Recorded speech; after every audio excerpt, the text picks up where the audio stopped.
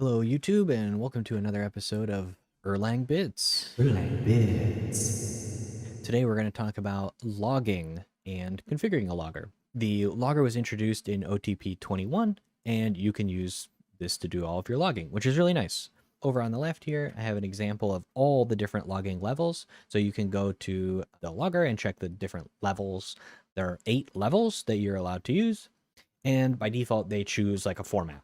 So if we run this, we can see the format. By default, it starts at notice. And so this is like the order. So if you pick debug, that's like the most, info is second, notice, etc. The top is emergency. And you can see that it'll just print all the reports and it picks format here.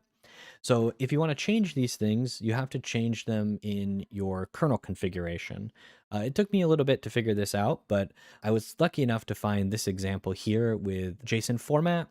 And so we can do structured logging with this library. Now let's try and configure this logger. This sysconfig file, I basically copy and pasted the version from Kira JSON format, and it basically tells you what to do. And then just as an experiment, let's set the logging level to none. Over here in rebar config, you'll see by default, they comment out this line, but we can just uncomment it and turn on our logging configuration. So down here, if we try to run this, we'll get nothing because there's nothing to output. We've configured it to print nothing. So let's change the level to something else. I'm going to change it to debug just to show the additional 2 lines that it will print, which will be info and debug in this case. So I'll close this, start again, and you'll see like it already starts to print out stuff because I've asked it to print out a lot more. And also note the format has changed. So now we're printing out JSON. So we have structured logging, which is really nice. So finally, let's just do this.